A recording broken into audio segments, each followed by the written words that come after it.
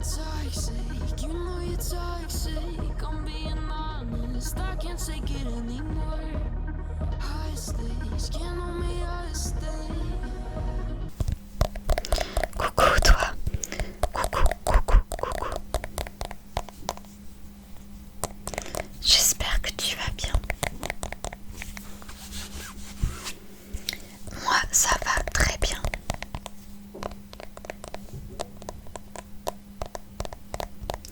Aujourd'hui, avec l'accord de Alban F, je te lis le chapitre 14 du tome 1 de l'art de la nudité. Donc, dans le précédent chapitre que je t'ai lu, il s'est passé un petit truc entre Léo et Sibylle, vu qu'ils sont finis dans les toilettes du bar.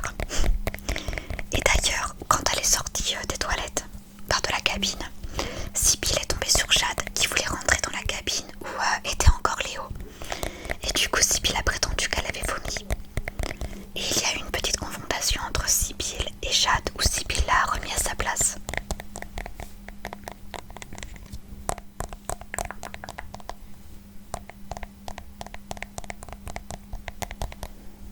Donc là, je vais te lire ce nouveau chapitre.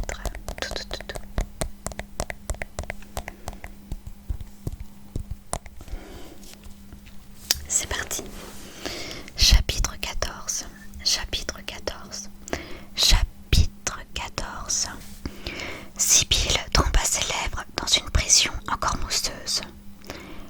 Mathéo, qui plaisantait à côté d'elle, rigola franchement en voyant une moustache blanche se dessiner sur le visage de Si.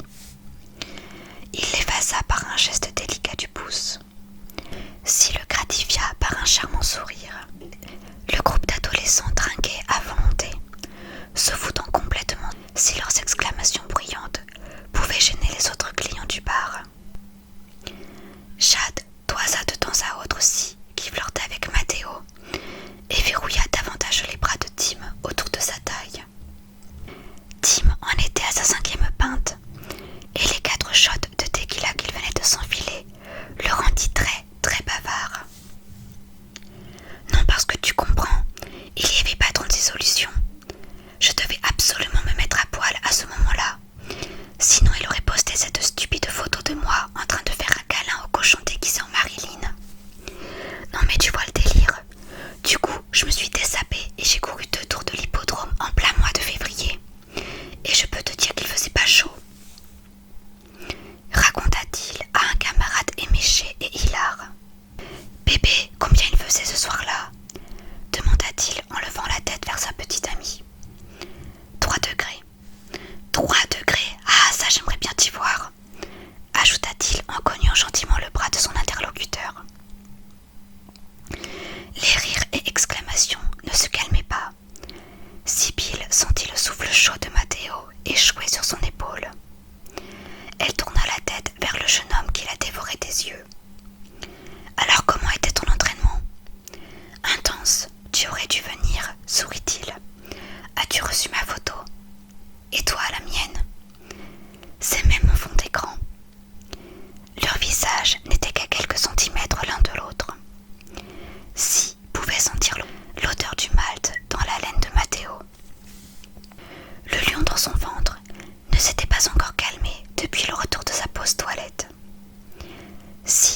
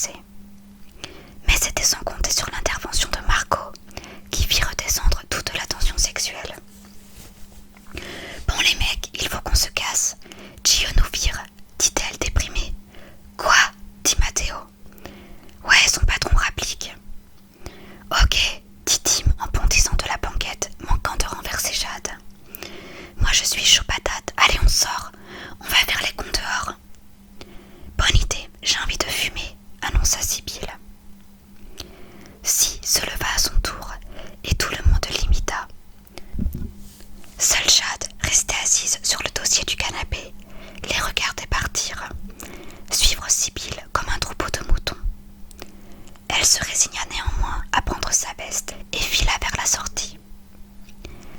Si partit vers le comptoir récupérer son écharpe et sa veste, que Gio lui avait gracieusement gardées. « À la prochaine, dit-elle à Gio. « Ça marche, et n'hésite pas à revenir avec ton jeu de Monopoly, répondit-il en lui jetant un clin d'œil.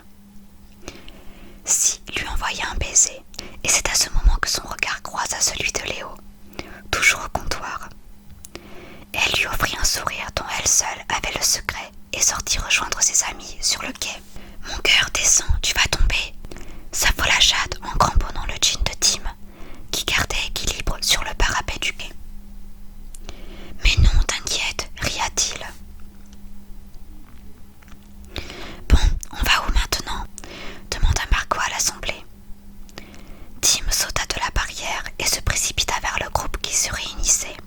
« Ah bah je vous aurais bien dit de venir chez moi, mais vu dans quel état on avait laissé la baraque de mes vieux la dernière fois, vous êtes bannis à vie, rigola Tim. Ouais, et puis chez nous c'est galère aussi, enchaîna Matteo. Le mec de notre mère vient d'emménager avec toutes ses affaires. Du coup l'appart est devenu minuscule. Margot porta son attention vers Jade. Les autres jeunes ne tardèrent pas à faire de même. Oh, ne me regardez pas comme ça, s'alarma Jade. Vous savez très bien que c'est mort. J'ai même dû faire le mur pour venir ce soir. Chez moi, il n'y a personne. Le groupe dévisagea assis. Et c'est assez grand pour nous tous,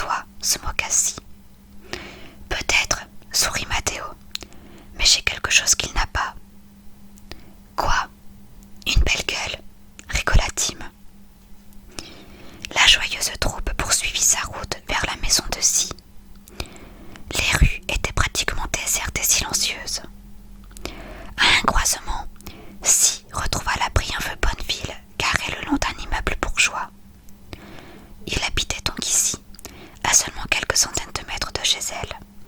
Voilà une info des plus intéressantes. Et c'est la fin de ce chapitre. Donc à la fin du chapitre, il y a une petite note d'Alban qui dit: Bon, coucou, bon voilà une partie où il ne se passe pas grand chose, mais je voulais creuser un peu plus en détail les caractères de Tim et Jade. Qu'en avez-vous pensé? J'espère qu'il vous a plu. Voilà.